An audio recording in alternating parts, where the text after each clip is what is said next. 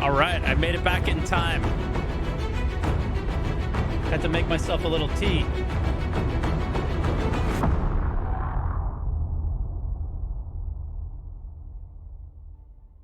Here we go. All about Alpha 318, which we've already known all about. They've already done one of these, I believe. I think they did an all about Alpha 318 already. Hi, everybody. We're having one of those pre-game conversations. Welcome to Star Citizen Live. I'm your host, Jared Huckabee, and we're back. We're back. Five so weeks off for the holidays. Good chance to recharge our batteries. We're back here on Twitch talking about Star Citizen.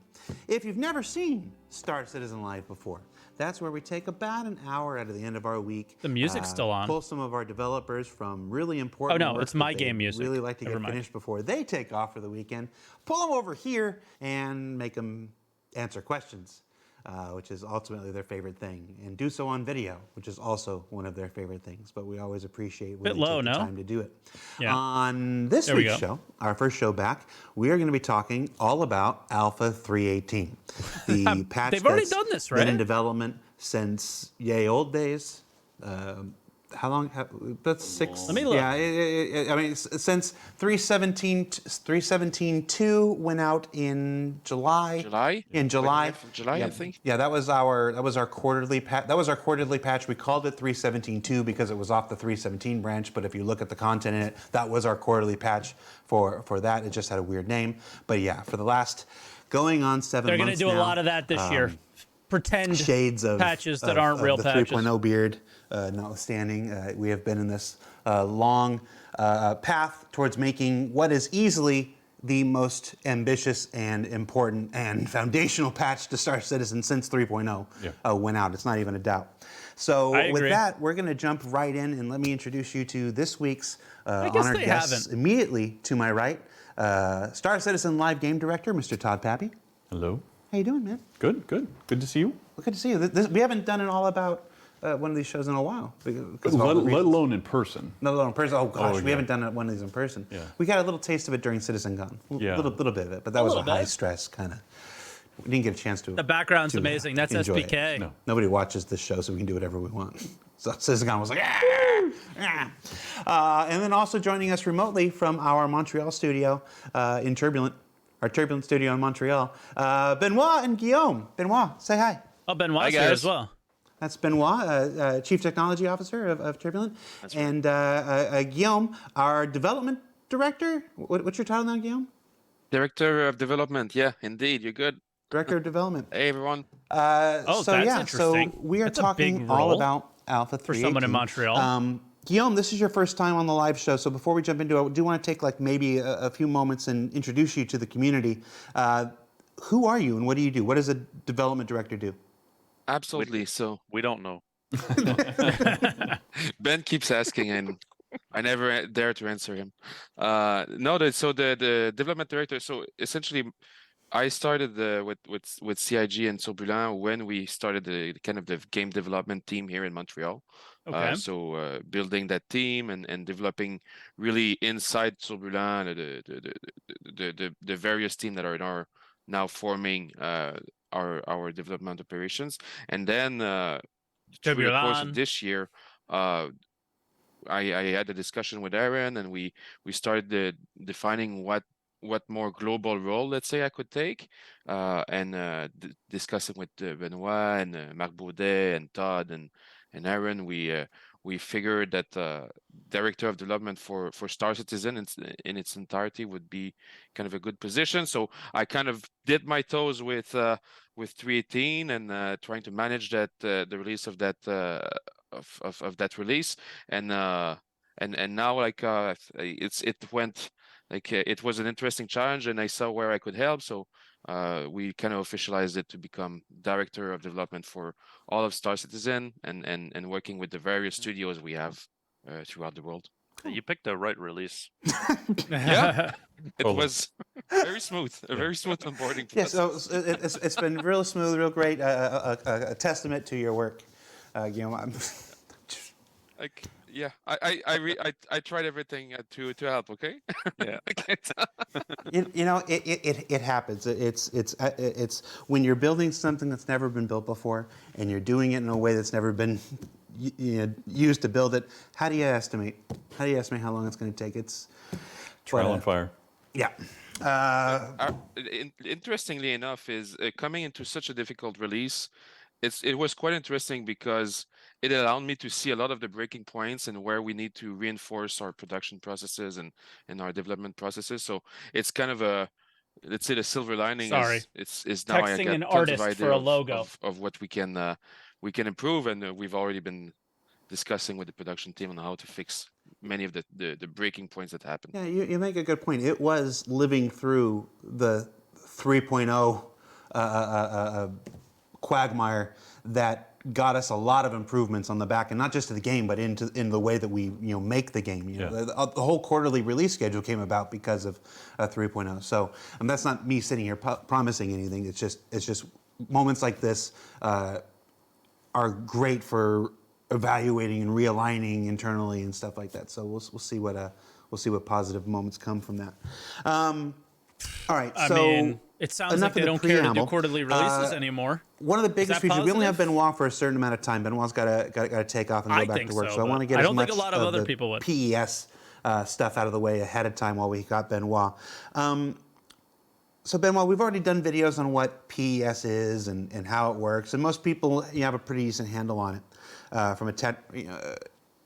Hopefully experienced. You drop a thing and it stays there and whatever. Hopefully but let's talk experienced it. We're about still wave PES one. from What do you a mean? player perspective. Not everybody has had a chance to jump onto the PTU yet. Not everybody's had a chance to log into Twitch or onto YouTube and see other people who are playing it. So how has, and Todd, you can jump in here too, obviously, but how has PES changed the player experience so far in 3.18? Ben, you want to start with it since it's your baby? Yeah, And other well, people's babies, but in- yeah. yeah. I think in terms of the player experience, the major change is really that, in 3.17, the servers recycle quite a bit, either if it's a 30,000 crash or a simple restart, right? Then the world comes back to fresh and vanilla, right? So like AI get back into their position, game world is all cleaned up. There's no more trash anywhere.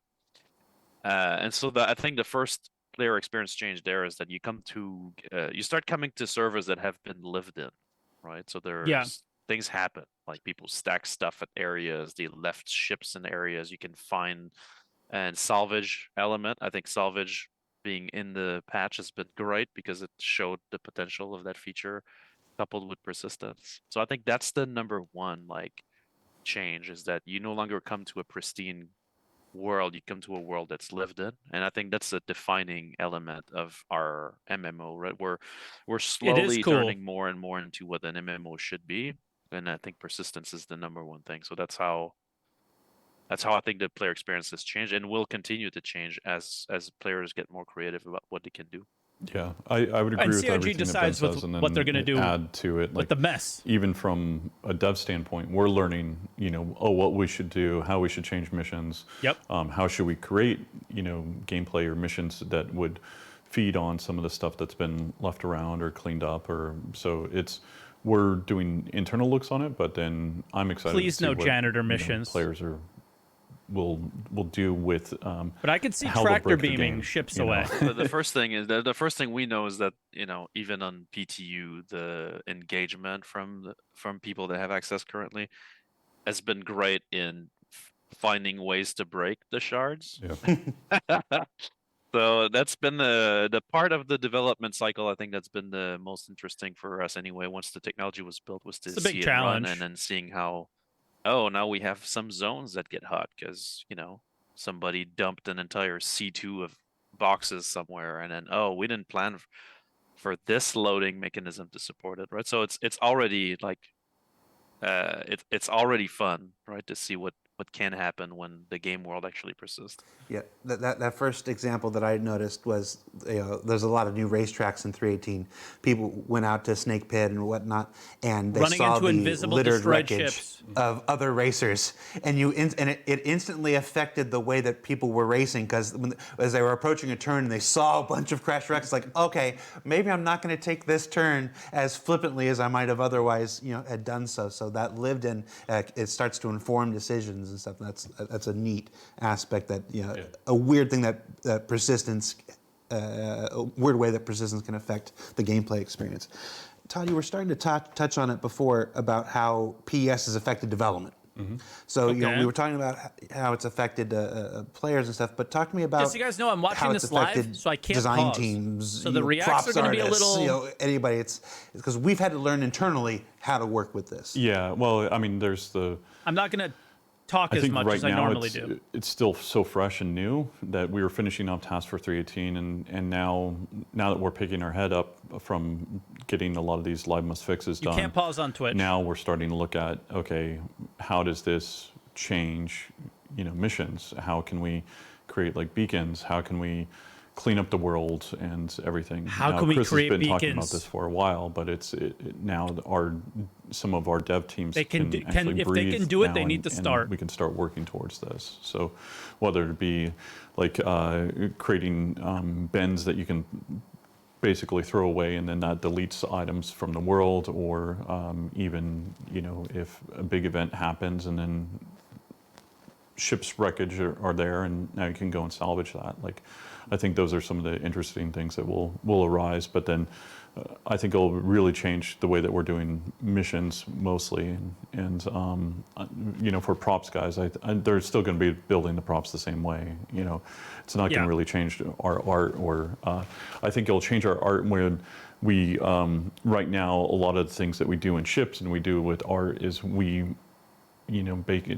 basically bake it in, make it look lived in. And what we'll do, I think, in the future is basically clean that out. And so you'd be delivered a fresh ship, and then you dirty it up, you make it look lived in, and just like you would do if you just moved into an apartment or a house or something. I think Gold there's standard rework, there's all another the ships thing, in the too, that game we're again. slowly discovering. I mean, you can imagine this is going to happen, but until you have it in your hands, is that I feel like there's many. You're right on the mission side, like that's going to change a lot, because just as a player, your approach to a specific mission will be able to change, because you could, let me throw an example. You have a mission to go somewhere, you could prepare for that mission by hiding a ship in a cave nearby, and then that allows you to escape, or things like that. This is not something that would be possible before, because you most likely would lose the ship because it would get cleaned up by the vehicle manager. Whereas now you can actually leave stuff in the game world to help you in your mission, right? So whether it's supplies or whatever in preparation for it, or a PvP event, same kind of thing, right? But also I think that there's what we don't grasp just yet as far as an effect on the design teams is the fact that you get free persistence on items would allow gameplay loops that are built just by an object existing, right? Yes. So if I Placing an can, like object currently, somewhere. if I add an item to a player ship, it's not necessarily going to persist because it gets cleaned up, recycled, whatever. But now that it persists, you could actually like imagine gameplay loops where you attach a beacon marker on a ship and that stays with it until it's found, right? Allowing you to track the ship. And that's just free because you get persistence of all entities, and even in shards, right? So you could actually, you find a ship abandoned in the That's- game world, but it has a tracker on it, but you don't have the tool to find They it. mentioned So beacons all twice. of that stuff will sort of become Twice. naturally and influence the, I think, mission design, prop design stuff, and modulate how we build the game world. Like I really see all these discoveries will show up once we actually release it to more players, and we'll realize that there are some things that we planned that would be difficult to build or would require engineering and systems to be built might just be almost done already. So I think that's going to be the effect.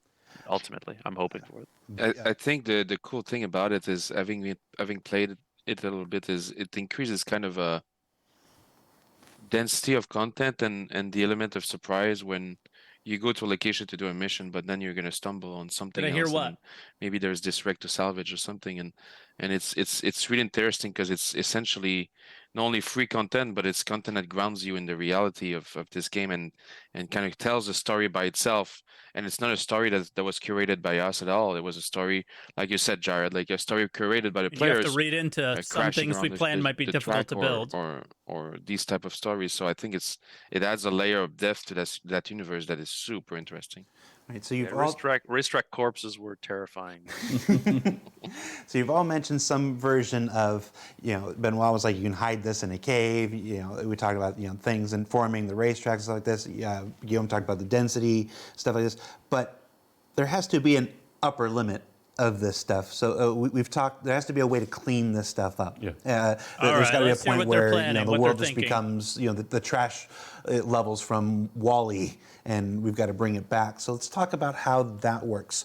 What, if any, trash rules, garbage rules, cleanup rules exist in 318? So we have, I don't know what Chris Bolte calls it, but it's basically like cleanup entities, and it's Yeah, the density manager. density manager. So thank you. But it basically regulates the density of a certain item, and it's per class, whether it be weapons or cargo or armor, so on and so forth. It's basically per class in a certain radius. So that radius Okay. could be 5 meters, that radius could be 30 meters. Like, it really depends on how many are there. And then once it hits that upper threshold, then things will start being cleaned up and removed, but it won't go past, meaning let's say somebody, like, Ben was talking about, where somebody drops a C2 of luggage or of cargo in an area. Well, it might be that only 20 cargo boxes can be there. Well, it's going to clean up everything except for those 20 cargo boxes. And then from there, if somebody throws in another one, then it will remove one, and then it'll just leave. And it should be removing the oldest one. And true or false, I hear this rumor. Gave a weird occasionally. example. Hopefully it's not 20. Has it ever been discussed, a janitor or a garbage person profession? True. And in fact, we had this discussion basically with we've got some Montreal programmers, so we just had that discussion about them working on it and basically cleaning up the entity class, or allowing players to clean it up. Now, it could be used for garbage, but at the same time, it could be an incinerator. It could be some other function, so it's basically, I mean, you it'll be a guys seem generic into entity it, that will so- clean stuff up and remove stuff from the world, but it'll allow us to use it in multiple different ways. Well, we've I got. heard trash hauling. No. I'm just imagining Luigi's really. vacuum cleaner going around sucking up stuff. I just So, I think a game while we have solution Benoit, I is want to make better sure than we do some of the more technical stuff while we player have Benoit solution. before we leave him here. How are the servers themselves doing? I was watching the Daymar Rally last week, and this thing's been going on for years. And for the very first time, they were playing in 3.17.5. But for the very first time, they had an event that was nearly 8-9 hours, and none of the servers they had 5 or 6 entirely full servers all to themselves, and not one went down the entire 8-hour period, which is awesome. I heard all they did was are we looking complain at that kind about of 30 stuff Ks. in 318 still? What is he talking about? Is this a sign of things to come? What can you tell me? Was this just luck? Well, I saw a lot of complaints I about can tell 30 you Ks from in the my Daymar perspective, Rally. I think we're still always striving for as much stability as we possibly can, but obviously 3.17.5 shows you that these are point patches on top of 3.17. So the amount of stabilization that has gone into that. Servers didn't die? With us going live or going to wave 1, I think it was December 22nd. People to 30K'd now, off it. Gotcha. we've increased our mean, stability score internally that they we have track, the whether info. that be on server or client side, and we continue to do that, and we have a certain bar that we want to hit. But I think even now, I think that we'll need a 3.18.1 and others just to really kind of work out all the kinks. But go ahead, Ben. Yeah. Well, I mean, yeah. There's so for Daymar, there's definitely been updates in 3.17, right, that have helped in the latest patch. That because there's always like server fixes and server improvements always take priority, right? Because I think we expected a you know, 318 one. 30K is Not a the surprise. enemy, right? But we all know that servers, as they age, their FPS go down depending on how many entities they have to simulate. And so, interestingly, for the Daymar rally this year, the servers were very stable. So there's a bit of luck involved, but there's also a lot of work that has been ongoing to support these kind of events, right? That helps stability. And so I'd say it's a combination of both, right? Probably younger servers that were also involved in it. So that sort of shows like, you know, we always try to improve on that. Also, being in a single zone is sort of a better has sort of a better performance profile on the servers because they have less entities to load. Like if all the streaming bubbles from players are in the same area, it is sort of there's a bit of a gain there. I'm not saying it's major, but there's a bit of a gain, so that does help. Well, so it's a combination of things. I'm just Server remembering meshing. the Gates of Encourage event when I worked at Blizzard, and how putting everybody in one zone was not a good idea. And the client's gonna say different things, right?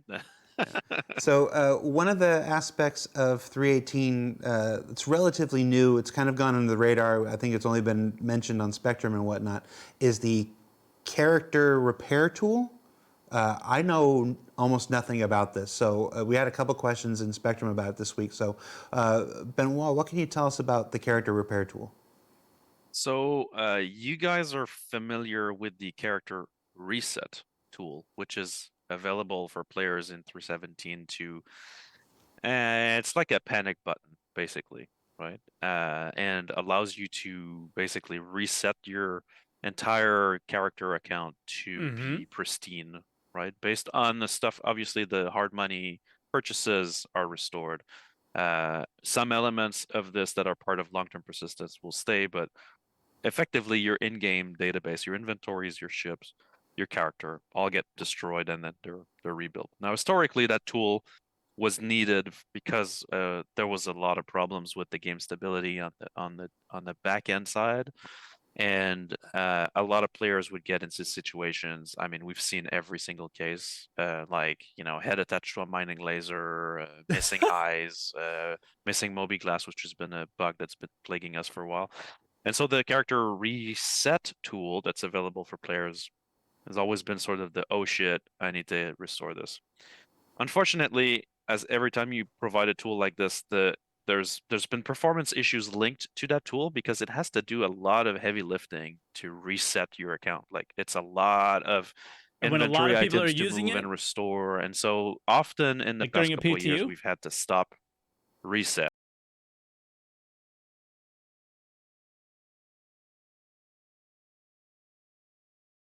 What?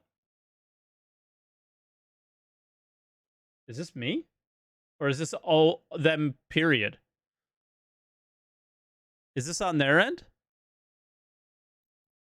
I'll just hit F5 and see what happens. I did not pause. So data corruption issues, we're hoping. That's weird. You know, I'm not saying I didn't there's not press gonna a be button. I didn't press anything. problems, but we're hoping that at least in its design, this kind of issues is going to be much less frequent. And we also did not want to repeat the problem of the past, which was to allow a full reset, which is too costly in terms of recreation of items and transferring of items. And so, but we still need the games in development, so we want to provide players with a way to keep playing. That was always the objective, even with the original reset. Was we want to get you back to playing the game, right?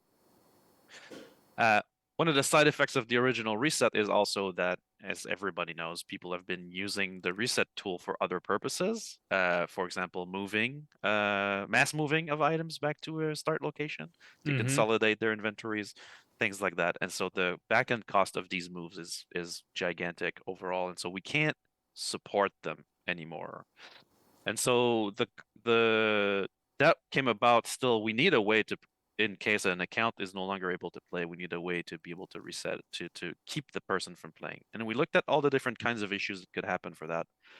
And the main one being, missing items on the playing avatar. So like if you don't have a moving glass, you don't have eyes, you don't have a head, your character can't really play the game functionally.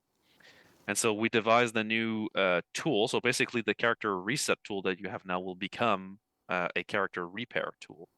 And the main difference is that it will no longer restore or destroy your game inventories and your ships. It will only repair your playing avatar.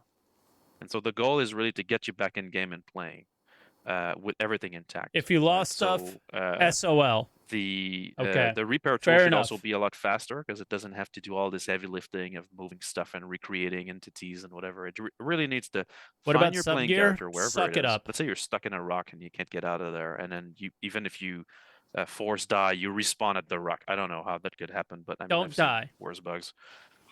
Well, when you repair, we're gonna basically search and destroy your playing avatar. And then give you a new avatar. I can't believe you guys go to sub items. Now there's some by the way. caveats to that. Like obviously we want This is don't wanna hilarious allow to you me. to be able to bypass prison status and crime status when we do that. So there's a couple of things that will carry over, but we're hoping It's that this will an be alpha. a much faster, much more enjoyable Shit tool out to of keep luck. playing. And the other side effect is that there are.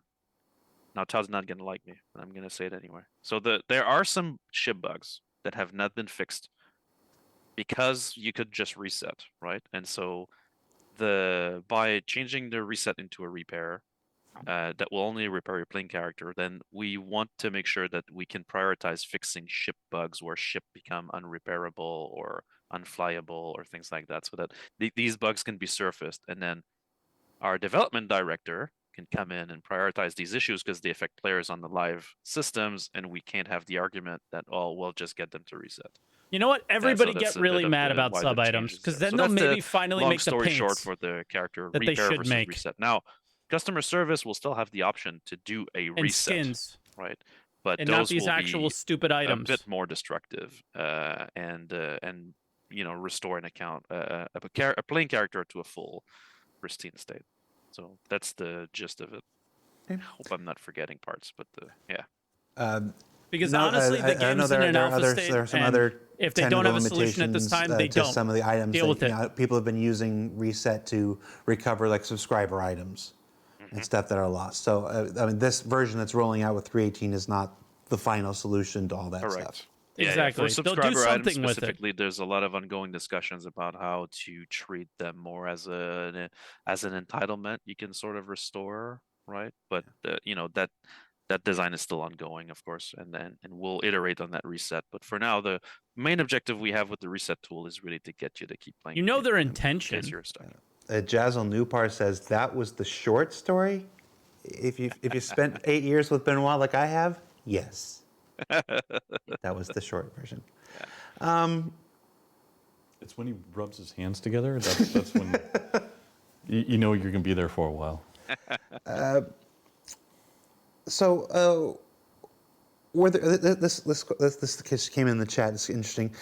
Were there any surprises that resulted from the implementation of PES? Things that we just didn't expect or anticipate, and say, "Oh, that's weird, different, and okay, maybe we'll keep that." No, not bugs, but like, you can do that too. Well, I think, I mean, you see some of it, but like, it's I love that being you able to talk spawn about it as a many lot, ships but as then you actually want. seeing it in action, that's the part that becomes a little bit more interesting. And I think it's the, we can exploit that now, and like Ben was talking about before, which is, I think there's going to be a lot of things that we'll see, and then we're like, oh, okay, let's try this, let's try that, and it's so. I mean, I think it'll be all right. Do we want to prioritize those over existing features that we're working on, or something like that? But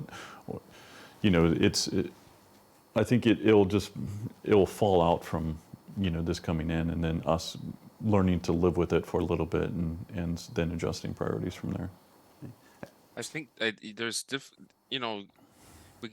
I kind of always expected to have a lot of different things happening with the PES and the new features we develop, but actually seeing them happen and seeing those little stories happening. Because I remember seeing a Reddit post where there was a guy in his vulture that was AFK, and then another vulture arrived and started stripping the vulture from all Oh. its materials, and like you kind of wonder what the AFK player's face is gonna be when he comes back and his vulture is actually completely stripped, almost like on 4 cinder blocks, you know. So those are all like kind of interesting stories that we've seen happening, and that we knew they were possible, but you don't really realize you could do that before you see that Reddit post, right? Yeah, there's been a lot of things, and remember, because it's still on just wave one, it's still a pretty small sample size. You know, when 318 goes live, we'll really start to see what people are doing this. But we've seen people make art installations out of their debris, doing the typical. We knew people were going to write messages with the salvage laser. You know, Bart Yeah. was here and stuff like that. So a lot of those things were like, yeah, obviously, we've all played games ourselves. We know what we would do with it. But it is the thing that I'm looking forward to most once 318 goes live, and then it's to everybody, is those surprises, is to see what we haven't anticipated. Yeah. Because there's going to be some. I have a feeling there's still some creativity left in the community. They're going to 100%. shock us with some. I things think that are we're possible. just seeing the tip of the iceberg already. Like, I mean, there's some great stuff going on PTU now, but I mean, I just think the surprises are going to keep coming. For me, like some of the ones we've had during development was, of course, having to adjust the game systems to the persistence. I mean, we had a pre-discussion a little bit. Todd reminded me of this one where the character, we had a test for character reset repair, and but the thing is, we didn't clean up the previous player, because typically right now we don't need to do anything, right? The game server that has it will remove that player and it's gone. There were two and so there's players. just a normal recycling that happens. But with PS, your previous guy is persisting, right? And so we need to find it to remove it. And so when we got to the first couple waves and players were using the account recopy on PTU, they would come back in game and be faced with themselves, which was, a bit uncanny and interesting. But I think that was a That's funny funny. one for me, like just them finding themselves. Hey, I did the reset while I was at this location, and then boom, they would find themselves. That's pretty cool. Benoit, I know we're almost out of time with you. I want to make sure I get this question. You poked Todd a little bit about the ship bugs. I'm going to poke you about Wave 2. We've been on Wave 1 for what seems to be Too long. a while now, 4 weeks and stuff like this. Yeah, 4 weeks, a month. Is Wave 2 still? I understand that you have some hand in why we're not at Wave 2. Well, What's going yeah. Well, so a couple of things, right? So just so you guys know, when we decide to go to Thank you, another wave, Salvin. there has to be a sort of a gain, because we want to keep your attention when we're testing on the public test universe, and when we add these big waves, right, that adds a lot more players to the system. We want to make sure that we have all the changes that we wanted on the infrastructure, so that we get as much data as possible for these big pushes.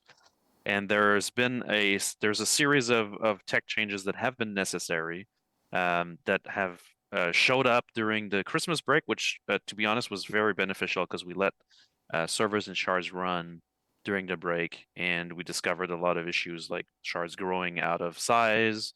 That breaks the loading process, prevents that shard from being loaded again, and that has a lot of impact on the infrastructure that Ahmed Wave is 2 running is in the almost cloud. And everyone so, else. It's a basically, huge we've been wave. looking at these issues, and we've devised solutions for them. But we want to make sure they're in place before we hit Wave 2. So there's two of them. One is the method we use to reload a shard in the current mechanism. It was prone to break if we had hot zones. Hot zones is basically like one very specific area with a large amount of entities. So we discovered an issue with the way we were loading, and so we have a new streaming system there that will basically fetch results from the persistence database and basically send them as we go instead of buffering them, which was causing an issue. And the second one was really based. The second big issue is that in I our spent over original 600 design for euros on PES, this game we and I get were, access to the PTU shooting one for day before it one goes large live. data pipeline per game Peasant. environment, right? So every game server would be submitting their messages to this That's very why. large queue, and just process that for persistence. Now now that we've seen what players do and we've seen how the game servers are submitting their updates, there's issues with, I'll say, noisy neighbor. So one shard, one server is creating a lot of updates for something, and then that will affect another shard. And so we've seen these ripple effects go on. And so we wanted to solve that before we went to Wave 2, which it's a feature we called shard isolation, which is basically each server has its own data pipeline, and they all operate sort of independently to persist to their shard. And there's no crossover, right, between them. And so that feature is pretty much done now. So we're about to run the test and stuff, and then move it up to PTU so that we can see the effect, and that will open the gates for Wave 2, basically. Okay, Cool. so you're not saying, just so that's not misconstrued, you're not saying that's today or anything, right? No, I'm not saying that's today. Just Not today, but I mean, we're getting close, right? We're getting there. Yeah, we're getting close. It's a good thing. I mean, this will give us a lot more resilience too over the growth of the shards, which grow substantially larger. They than got to even do what the they game got to do. designers So had planned, which is good. I mean, that just means the feature is functional. And those are the two specific, bugs that are stopping us from moving to Wave 2. There's also some other gameplay side effects that we've been looking at. One of them is related to the way insurance works. So we're sort of, as far as the players are concerned, it works the same way, but the way the backend was implementing restoring a ship was sort of reliant on the previous technology's way of keeping ships that are destroyed, which we no longer do that. When a ship is destroyed, we have to clean it up. And so there's a new insurance system, which is a good news because that's also future-proof. But it's the same functionality for you guys. Works the same way. Okay. And then on the game side, we're just going through and fixing stuff still and making sure that, when we go Wave 2, Wave 3, it's as solid as possible. So, but that's what we're doing from our But we do standpoint. need the Wave 2. Like the Wave 2 influx of people is very important for us to validate that those changes work. So yeah, the Wave 2 is totally still a thing. Just not today. Just not today. The chat was like, not today. So, and for those who want Wave 2 to come faster, you can address your letters to Benoit Beauséjour, 888 Saint Laurent, Montreal, Quebec. I have a prop for this, right? There you go. For those who don't read French, it's complaints departments. So obviously we've been talking about this, and Benoit, I'm pretty sure we're at your time limit. Do you have to go now? We have a couple more minutes. Okay. Yeah. So obviously we joked at the beginning here. Someone was like, "Is this game live? If this show live?" I mean, yes. If it wasn't live, my intro would have been way more better than it was. We've been working on 3.18 for a while now. The 3.18 that's on the horizon. I'm not going to say we're about to get the 3.18, but will be the next release whenever we get there. Is not the same 3.18 that we would have gotten if we released it in September. The extra time has allowed us to This is good. add more things into the patch over time. Anything that was in the December, that would have been in the December release is what is in the 3.18 now. Now, obviously, there's other bug fixes and stability stuff that goes in. Guys, the delay is good. Here we go. Basically, end of December, there's no new feature work or anything like that. But obviously, if you're talking about from like the September aspect, then yes, everything else just keeps on going into the 3.18. So it is a much bigger patch than what it would normally be. And then obviously, really the only kind of new tech development stuff is the stuff that Benoit was just talking about, just to make sure that PS functions the way that we need it to function. So let's There's talk. also always a bunch of server improvements, right, that always go in because Y- that's yeah. a constant work, right? Yeah. Constant work. I mean, we always hotfix and try to. Usually, the way it goes is, like Ben said, the first thing that comes in and is fixed is server crashes because that affects everybody, and then from there it's client stability and client crashes that are fixed, and then from there it's a lot of the gameplay features. Yeah, it's not only fixes, but there's also like entire pieces of content. Like the racetracks were actually developed after After September. what 318 should have when Yeah. 318 should have been released, right? Yeah. So Yeah. that was another gigantic thing that was added Well, just that because was we had more time. right, Yeah, but 'cause that well, this- I mean, that was 318 went meant to for the PTU December when release. 319 You know, should have whatever been live. whatever name number it was, but Yeah. the idea was that yes, we were aiming for that in that quarter. So let's talk a little bit about. Let's start. We've spent a lot of time on the tech. Obviously, the tech is a huge part of this patch. But I do want, before we run out of time here, I want to start talking about some of the bigger features. Let's talk about racing since we brought I it up. believe so. Starting with the snake pit, expanding into these 6 new tracks that are coming in 318. There's some new Arena Commander stuff we're going to be talking about on Inside Star Citizen next week, so we won't touch it there. We'll let that team talk about it there. But DJ. there seems to be, at least from the outside looking in, kind of a renewed focus on racing. Is this just an incorrect? Is this an incorrect perception, or was there an initiative here? Yeah, but I think the initiative was on multiple different facets. So whether it be Arena Commander or even in Persistent Universe. So whether that be Tony or myself, like we all have different ideas of what it needed to be. And then Tony's team worked on what was considered the basically the mission behind it.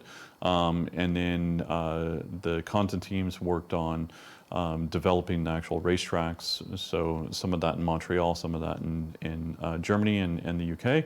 And then from there, it was things that we kind of considered low-hanging fruit and things that were interesting for the content developers to work on. And then there's the AC side, which I think you'll delve more into. But again, there was some shared technology that we wanted to take a look at in the future, and we have a lot of similarities as far as the way that we want to do things, but. Then I think also, Sean and Duncan and that team also want to be able to make sure that they take stuff from the PU and be able to use it in other stuff as well. All right, Should try to run a snake pit with a reclaimer, guys. that was one of the first videos, actually. One of the first things Nemanja did was run Snake Pit with the reclaimer. He did all right. Yeah. Yeah. All right, he's a much Get better it player drifted than me. real hard. So there's a fair amount of racing stuff. Also with the time trials stuff that MFT's We been need working on, leaderboards. stuff that actually makes those racetracks more than just here's an area. Now there's the actual things that mark the times and stuff. Yeah, it's a mission, but again, for this, like we'll take what the initial aspect was and then be able to grow it. Like it's still missing some features that I would be looking for, whether that be multiple laps or Multiple being able laps. to have Yep. rolling starts versus versus only starting from an area. So like there's some fundamental things that we still want that we can just do shared development between Arena Commander and ourselves. Yes, Citizen Thorn. I have to stop looking into his eyes. It gets distracting. I agree. We've been talking about salvage for, it seems like a long time, but Like 6 I have years. to remind myself that salvage is actually coming into game Yeah. with this patch. From my perspective, we've been talking about it for a while. How is it? Are we happy with where it's at? Yeah. Is it coming along well? I mean, I think our team is extremely happy with where it's at. Especially for the first installation. Like I'm very proud of what they've think been able to first do, and I think they're implementation, it's excited good. about it as well, and seeing the reaction Especially that the players addition are of getting, crafting. and then also seeing some of the tactics that they're building. Like if they want to go take out an Idris, what kind of ships do they need, and then how much can then how many vultures do they need versus how many reclaimers do they need? And He watched the Loud Guns the thought video. process behind That's all so right, cool. how am I going to He earn must as feel much so money happy. per hour by doing this, and then some of the multi-crew gameplay that's also been coming out of that, whether it be the turrets or in the back and how they operate, pulling out the cargo boxes and everything. And I imagine that like mining before it will continue to iterate after its first release. Yeah. And continue to be improved on. Yeah. And stuff like that. So, all right. Ooh, I wonder how. Someone jump Yeah, it into looks right. I mean, salvage, to be honest, is really, really. I think combining PES with salvage is a super big win because the opportunities are endless at this point, right? Like, Yeah. abandon the ship, and then somebody else just finds it and it's like, interesting. I think the repair or even aspects some of the vent stuff are like left this, to be because, desired. the ship Yeah. should stay there, and or any sort of battles that happens, those ships should be there, and then you can just come along and make some money. I mean, for me also, even like you're talking about battles, but we could even use, player battles to populate piece of the world where it's like, oh, we want space debris from a battle. Well, let's just make one. Let's make a battle, and then that's it. Yeah. You got your debris. I mean, this is just like all these opportunities will start to gel really well. I think adding game loops like salvage is just one of the many things that will jive with this really well. So I'm pretty sure it was while we were on break, while I was on break from the show, there was a Spectrum post where they introduced a panel on the Vulture and the Reclaimer where you could basically manufacture a multi-tool and attachments and stuff from the raw salvaged Grumpy was material right. They that you called it can gather. manufacturing, not crafting. A lot of folks heralded it as like the first kind of crafting in Oh my Star God. Citizen. Is that an accurate description? Did we just dip our toe into crafting there? It is. I mean, it is. But again, Chris has been talking about it for quite a while, and Do you hear that, for Grumpy? our team, It was is. just all right. We've got some sort of resource, and then we can spawn different items. So it is foundational. It is stuff that we want to build on. It's just there's one or two other priorities that we need to knock out first, and then we will be moving on to that in the future. More crafting stuff. One or two other priorities. 318 also includes the cargo refactor. The first iteration of the cargo refactor Yeah. with physicalized cargo and your ability to finally move cargo from one ship to another Okay. ship. The cargo persisting after death. That I'll came believe along that when with I see soft it. death. Yeah. And stuff like this. How's this changed the experience in 318? It's incredible. Well, I think a lot. I mean, it makes piracy a lot more interesting, because before you would go and blow up a ship, and then maybe you would have some cargo and inject it at what we consider 1/8 SEU, and then now you can actually go there and it should be 1-to-1, and then also we've always wanted ways to not have the ship completely, blow up when you're taking it down. So obviously with soft death, this allows you to basically take it down enough, and then I hope he asked about the able soft death to in Atmo not still, really being effective. have some of your items survive or some of that cargo survive. So that's I think some of the main things that it's been focusing towards. That's come along with some new challenges, though, because now the soft death ships can land on the ground upside down and pin players inside the cockpit. There's some interesting gameplay that happens, from there. Obviously, we'll still need to look at ways of freeing yourself and all of that, but in some cases, this is what would happen in real life, and we will be working on like ship tractor beams and those types of things. So then you could have somebody, pull you out and flip you over. And to me, soft death is it unlocks so many possibilities, because it essentially takes what used to be the finality of a gameplay loop, which ship blows up, nothing else happens, and then you move on to something else, and opens up new options, new gameplay. It's the start of a new gameplay loop of trying to either board the brings ship us or get the together. cargo. So it was We're very far so apart fun to when see we're the in players ships.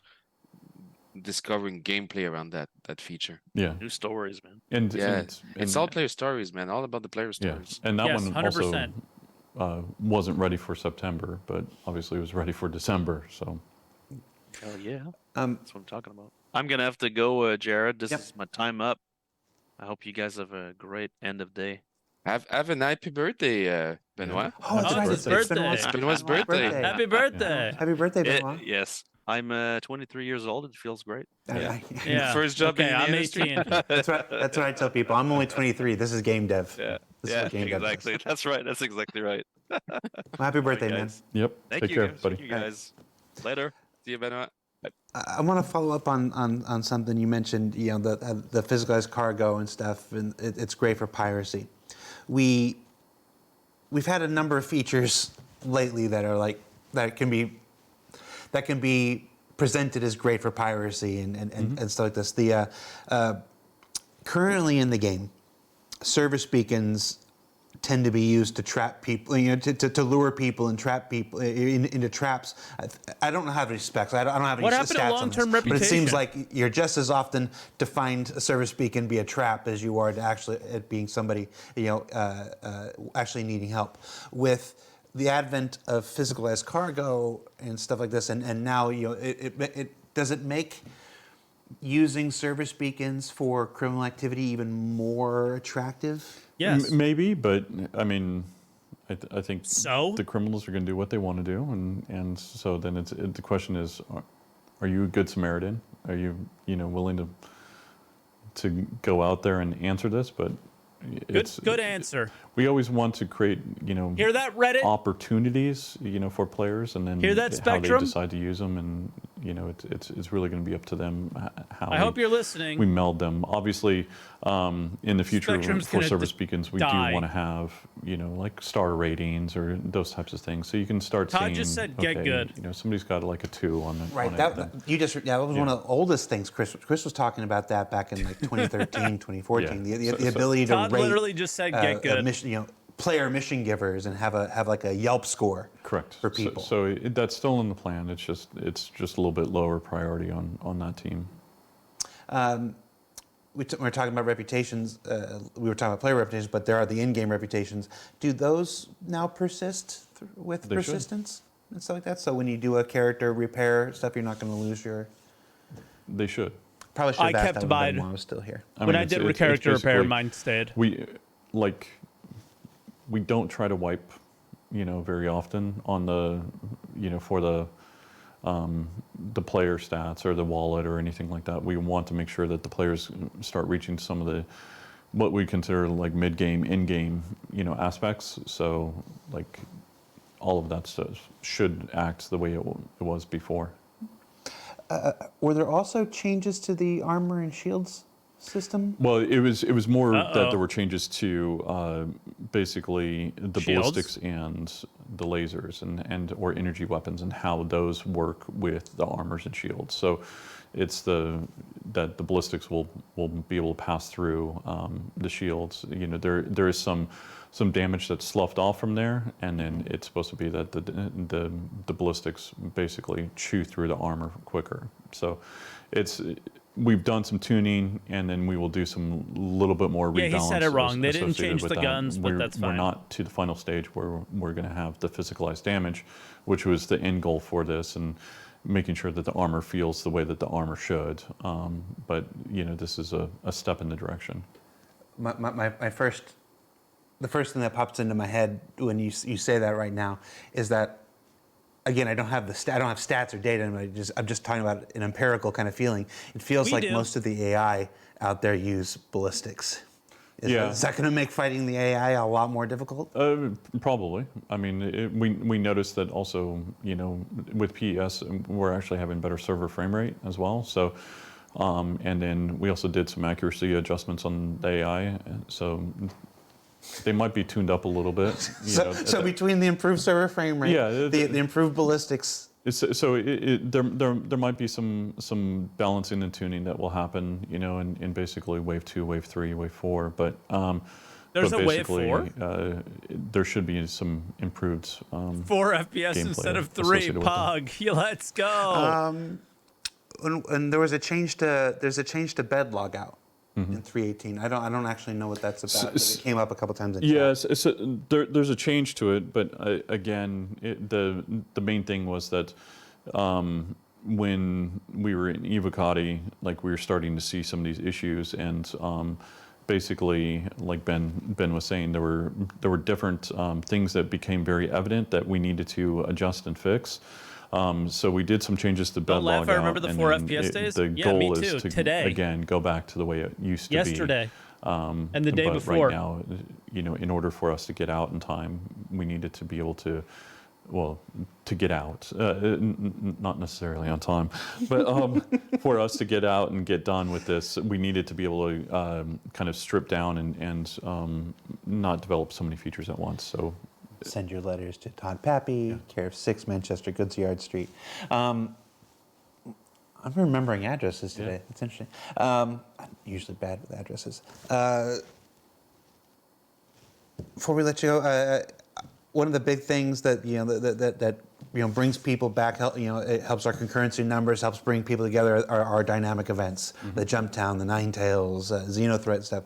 Do we know yet how PES is going to affect or change those events? Well, I think Jumptown was a disaster. I heard.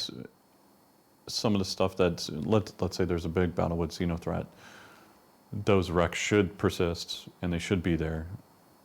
So it'll allow people to go and clean up at that battle afterwards, or I think Luke was mentioning something where. There was some frame rate and some possible stalls that happened when somebody crashed a reclaimer right next to Jumptown, and therefore, that's when the cleanup should have happened, and so on and so forth. So, I think there's going to be some hiccups, but I think the main thing should be that something happened here, and then it's up to you to either figure out, oh, I was part of that battle, or oh, they had a battle here, and there's basically some remnants of it. Right, and Xenothreat, it goes on for a while, for multiple stages. So now wreckage and stuff may persist through the phases. Well, I think it basically the Starfarer stuff gets cleaned up after phase 1. So it will be really like the Idris at the end. Like if that gets destroyed, then you should have that destroyed Idris out there. Those are some of those things I look forward to in our experience, we can anticipate and we can project, but the Idris wreck you can't disappeared very quickly. All right, so we're just out of time. I know this show is about Alpha 3.18 and stuff, but Alpha 3.18 with it's got the PES, but we know PES is moving on towards server meshing and stuff, and we'll be covering more of that journey in just a couple weeks on ISC. But as far as the game feature stuff, the cargo, salvage, racing, stuff like that. Anything you can tell us about the year, beginning the of next year for that stuff? I'm not saying Yeah. dates or whatnot, just where we want to go with these features. So with cargo, obviously the first thing that we need to do is we need to be able to have different cargo sizes. So first and foremost, that's needed for like the whole sea and other This is what I major wanna ships hear. is basically making sure that when we put stuff in the cargo bay 318 features or on being built on. ships, that it puts the right cargo on there. So in this case, 32 SCU for like the whole sea. So that's one of the first things. And then from there, it'd be, some of the smaller cargo. So whether it be the 1/8 SCU fitting on the cargo grid as well. So there's those aspects that we'll be working towards cargo. And then there's other modifiers on top of that, whether that be volatile or frozen or time, so on and so forth. So there's those elements that we can make them feel a lot more interesting. Like you got to go take 40 hearts over to somebody, and you got a certain period of time and the box is frozen and you got to keep it under a certain temperature, so on and so forth. So then for salvage, there's obviously That's cool. the hull scraping, but then there's the munching aspect and getting that working, and so that's one of the main things that the Tell us about mold EUP will changes. be Spam moving that on in the to, chat, maybe. very, very soon, is getting that munching aspect working. And then for racing, the way that we're trying to work through this is that we'll introduce a mission, and what we would consider that is kind of a mission verb that basically our content teams can exploit. And then from there, it will be us taking things and making events out of them, or like so, you know. And then it's also from a content side, being able to create new tracks and everything else, because this is something that Louis and I are looking at from a high-level perspective. Is, you know, how do tracks work in Stanton? How do tracks work in Pyro, Nix, so on and so forth? So, you know, illegal tracks or street racing, and how does that feel, you know, compared to what would be, you know, the Murray Cup, you know, side. So, and how do you build reputation with those events and all of that? So, and how do we unlock? And then it's also how many per location. So. Cool. Any hope for the Grimex racetrack? Yeah. Yeah. Okay. It's on the docket. It's something that the guys want to build. So. All right. Last question. This is from the backers. Guillaume, you're still with us, right? Yeah, for Hey, sure. 318 is the question said almost at the door. 318 is on its way. It's been 6+ months of trial and tribulation. The question is, would you do it again? You have to. Server meshing. I would do it again. I would do it differently in some cases. It's the same for me. So There's a few decisions we would have maybe changed. Yeah. I think, you know, because Guillaume didn't go through 3.0, you know, like 3.0 was a slog, you know, and but what came out at the end of it, I think, was something special. So, and obviously we built on that, you know, since then. So I think, again, with this is a slog, but, you know, what we talked about in the beginning, you know, we've learned a lot of things of, oh no, we shouldn't have done that, or oh, we should change this, or no, we did this really, really well. So, you know, there'll be production changes, development changes, you know, on this. But I think, you know, for this, the first planet was 3.4. It's just, you know, it's a means to an end. You know, whether, you know, 3.0, it's not necessarily like a birth, but, you know, if 3.0 was a little bit of teenage years, early teenage years. This is later teenage years. You know, we're going through this growing process and going through these changes. So it's just, how do we learn and, guess how what? do we deal with it? It's literally that amount of years. Is where we get drunk. Yeah. I'm sorry, Gil. I can definitely. I wasn't there for 3.0. We're almost but, in the teens. For 3.18, I can say I've shipped. I've been in a difficult situation and shipped difficult AAA games and whatnot, and I can say that the amount of complexity this release demonstrated, and the amount of effort that the team had to put through was one of the more difficult ones I've seen in my career. So I know it's been a while, and the players are all waiting patiently, but the silver lining in all this is that it's going to be worth it.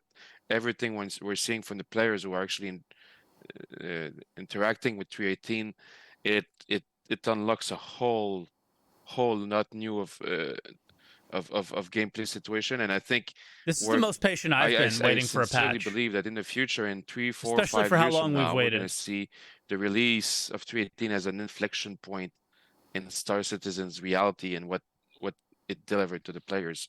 So it's been very difficult, and we would 100% do some things differently, and we're actually right now looking at server meshing and figuring out how we're changing some things and making sure that some of the errors from the past are not happening. So we're actually taking this into account, but it's definitely worth it. All right. Well, Guillaume, Todd, thank you so much for hanging out for an hour and sitting in the hot seats and answering questions about this patch that we all, I think, really, really want to get out the door. Yeah. Just there were a lot of the folks on ISE comments yesterday were, why are they talking about 3.19 when 3.18's not out? And I'm like, really? I did 6 months of 3.18. You want 3 more? like, it's like, you know, it's because 319 is still under development. It's still being developed and stuff. So we're going to continue that story also this did quarter. 2 years of the road to Speaking of which, 4.0, we and you're mentioned about to do earlier, another. Next week's ISC, it's an episode dedicated entirely to the Arena Commander feature team and their upcoming work, bringing Arena Commander back from the dead, as it were. That's my words, not anybody else's. No, it's for literally 319, from the lots dead. of new fixes and improvements and additions coming their way, so you want to check that out next week on Inside Star Citizen.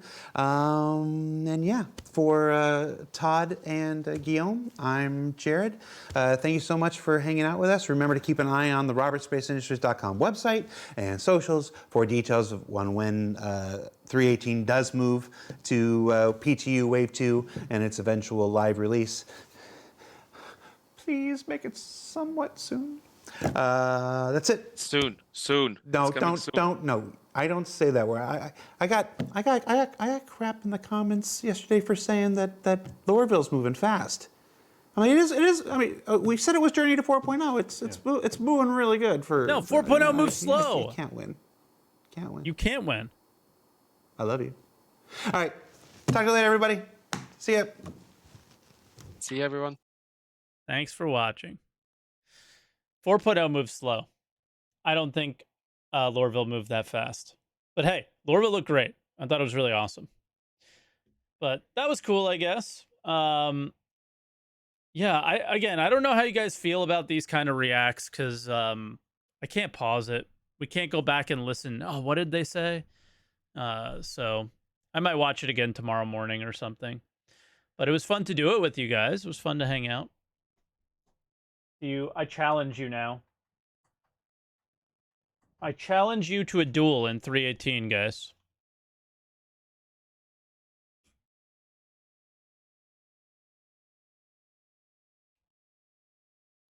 I challenge you to a duel. A Star Marine duel. You want some? You want some of this smoke?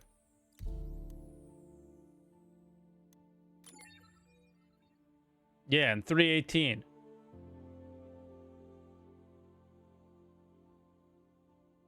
No one has it? You're all concierge. Shut up.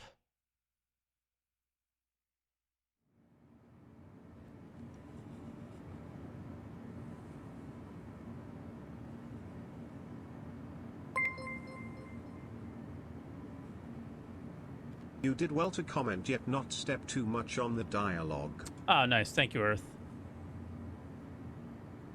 You became concierge so you don't have to sub. Makes sense.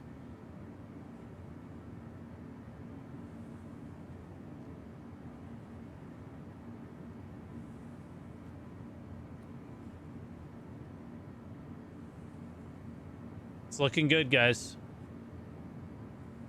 I still sub. But the reason I still sub is not a good one. It's because I keep forgetting to tell it not to auto-renew every year, and then it auto-renews every year, and I forgot. And then they get me. It's literally been 3 years in a row they've gotten me for 100 bones.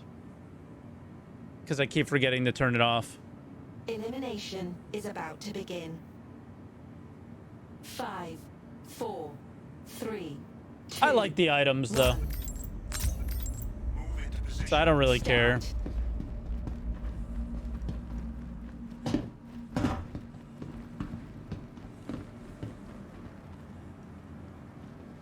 Ashes of Creation went online? Yeah, we're going to watch it right after this match. Is it like live? People actually play this mode? Kind of. It's getting better.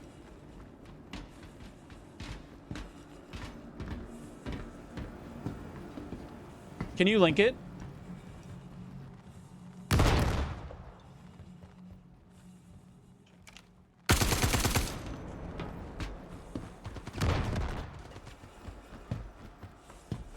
Thank you.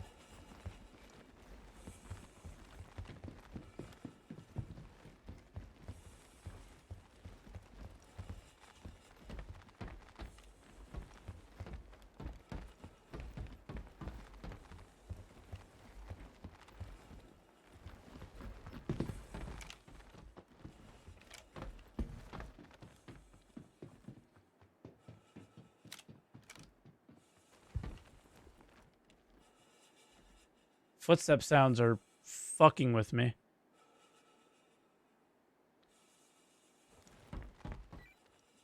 Hey!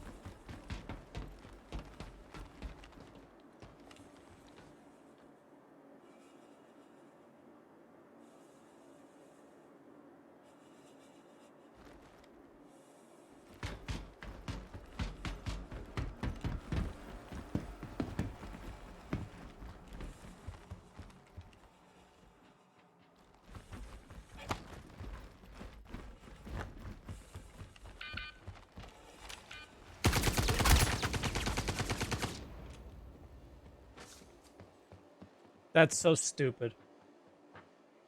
Respawning.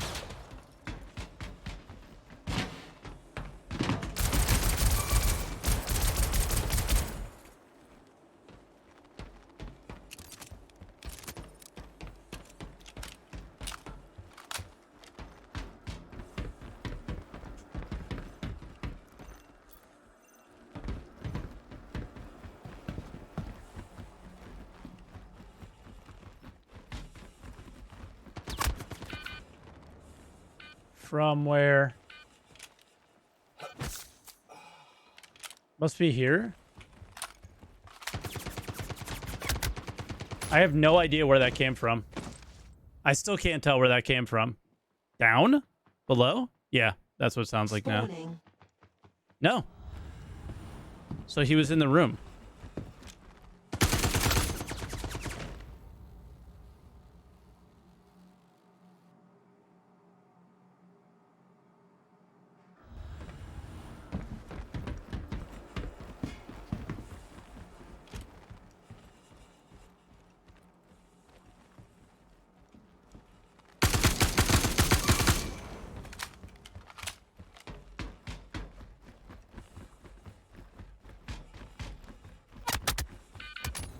That's a different player. Yeah, Turtle's in. Okay, we're not 1v1 anymore. Respawning. So you can't change positions after you die necessarily or kill somebody right away.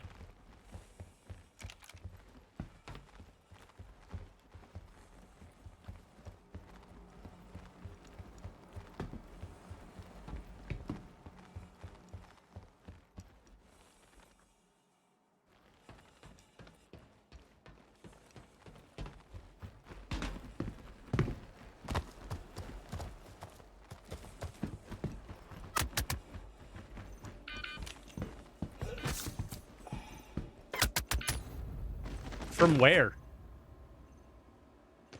You hear no bullets. I see nobody. I am nowhere near anywhere where I was getting shot on the outside, and now I'm getting shot on the inside. Is he invisible? Spawning.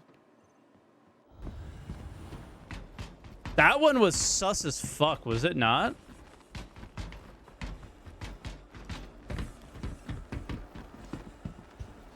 You're gonna go to the middle? Okay.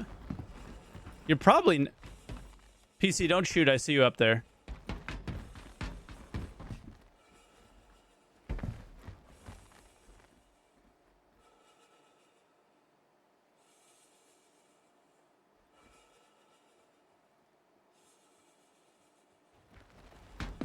He's invisible.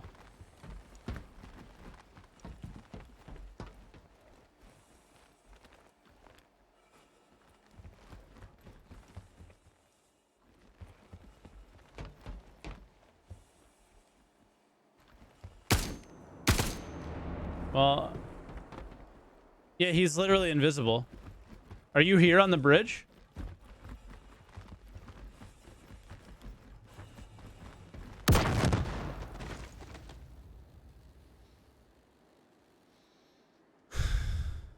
Respawning.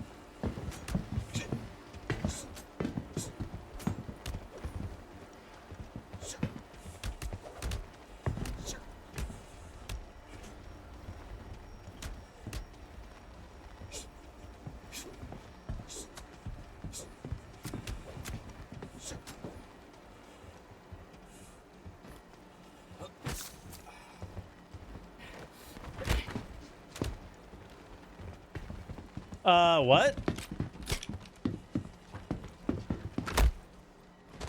How do I knock him out? He stays alive. He knocks me out. I go down. What? You guys all saw me knock him out.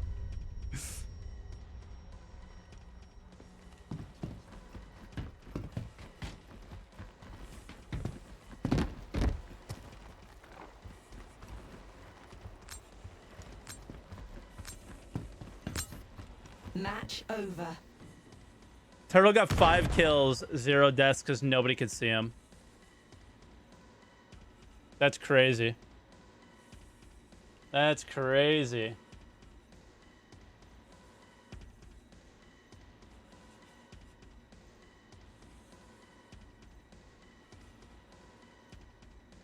Guys, where's the link to Ashes? I guess we had too many chat lines because we're so fucking cool. Can you guys link me to Ashes?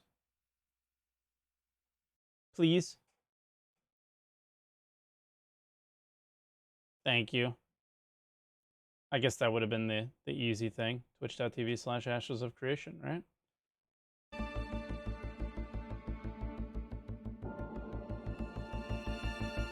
Hell yeah.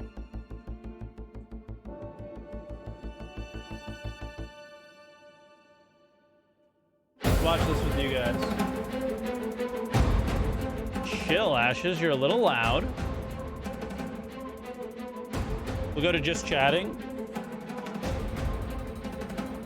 So guys, if you're not familiar, this is another MMO I'm really excited about.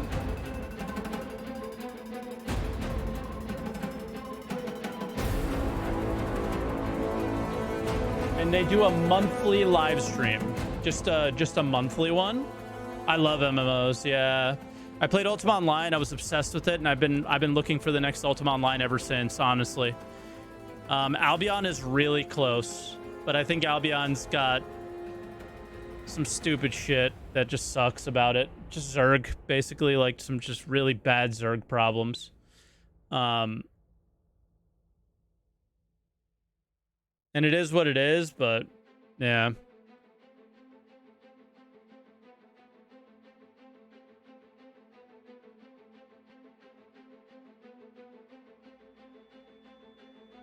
Yeah, a lot of great systems in Albion, but it's a Zerg game, for sure.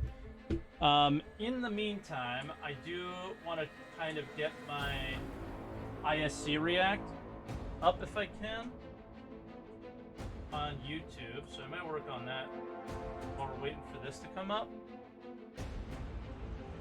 So guys, give me a moment here. We can listen to some cool music. I mean, what kind of MMOs have you guys played? Nothing really worth mentioning about Star Citizen 318 other than there's some technical behind the scenes features that they're working on that they realize the reason they haven't gone to wave 2 is because they need to do these behind the scenes back end things to prepare for the number of players and the number of entities and the number of things that are going to happen in 318 with all those people related to the servers and all that stuff. So it just kind of is a getting those things done kind of thing right now, and that's all they can do. Is just wait, which it is. It is what it is. Ari, what's up, man? Did I change? Am I in just chatting now, guys? Used to play Lineage too. I mean, yeah, if you're a Lineage person, then you should really be interested in Ashes, right? This is kind of based off of a lot of those features. I've never played Lineage. All right, cool. When you were here, Ari, I was like, oh shit, maybe I'm still in the Star Citizen directory. Oh no.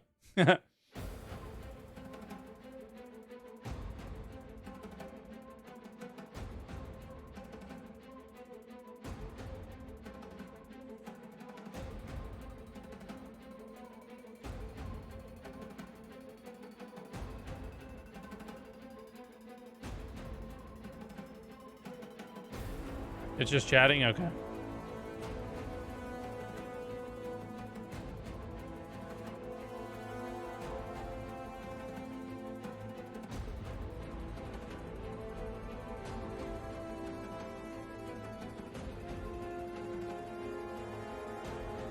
Yo, was your big one? I haven't found anything like it. I've played before Trem and fell split on Atlantic. Oh, god damn. I mean, you played in the most glorious server at the most glorious time. I came in Renaissance, sadly. So, I got it. I got in when the split already happened.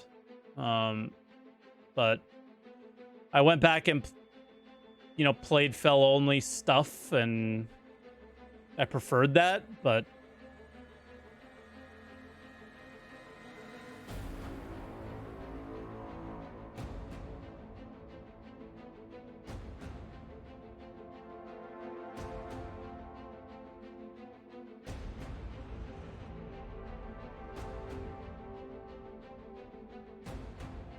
how likely are you even to play Ashes for any amount of time, though? You can never leave SC.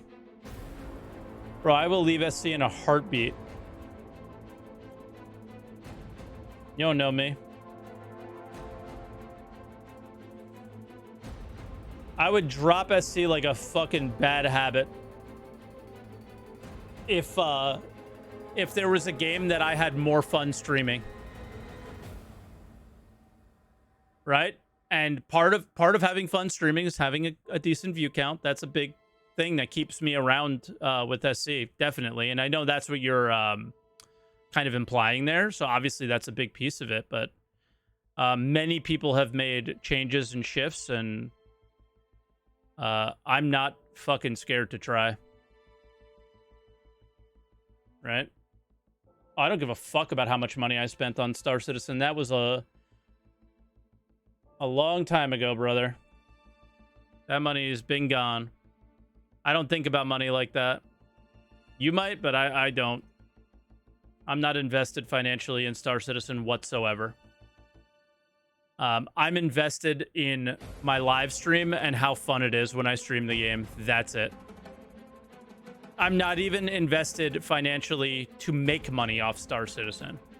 It is a way better way of making money, but I can instantly go back to dealing poker, and my wife and myself would be in a better financial situation than we're in now.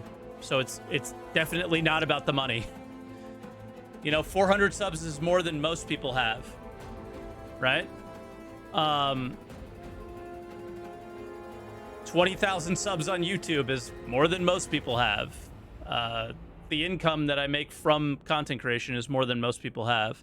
But it's not going to change it is not enough to make me leave my job, right?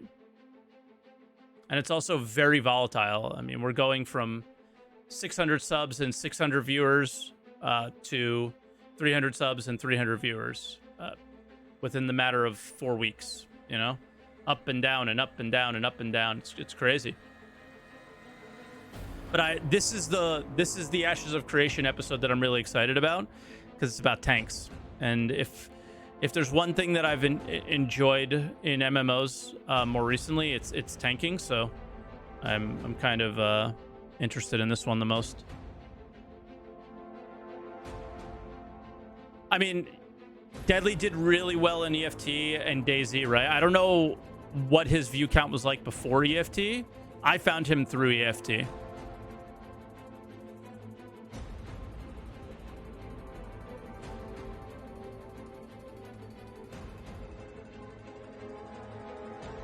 But he's someone that, you know, is definitely inspiring. You know, has a main game but plays something else.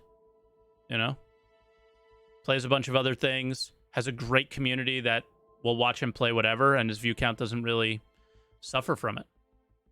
It's fucking awesome. It's literally the dream, man.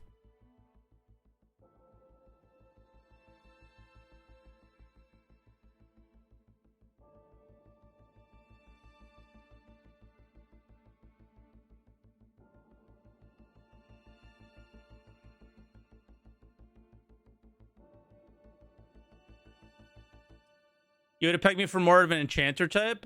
I'm a crafter mostly, but if I was gonna do PvE, I love tanking because I think you're the part of a team. Like you're at the forefront of something, but you're taking all the damage for your team so they can do their thing. So it's like the ultimate team player is a tank. And I just love playing the role of the team player, not the role of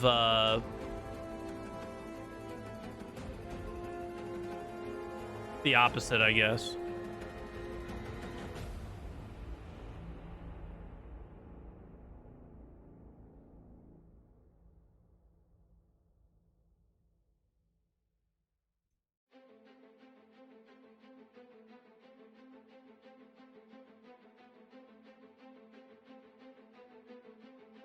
Crowd control, yes, dude. Like tanking in Albion was really fun. That was actually my first forte into tanking. In Ultima, I was more of the. I mean, I was a tank, I guess. It was called the Sampire. So in PvE, you took all the damage, but in PvP, I was more of like the fucking annoying, the most annoying builds.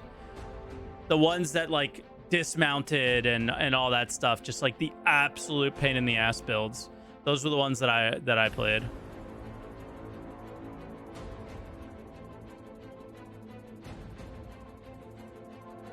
The like fuck this guy build. He's so annoying. Get that guy off me.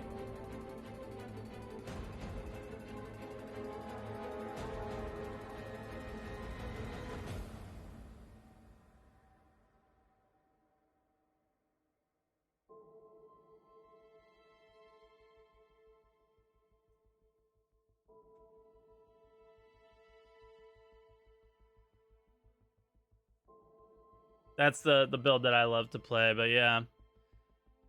I more recently got into tanking because, yeah, it just feels like the ultimate team player. I know if I was going to do something second, it would be the healer. Yeah. It would be to be the healer.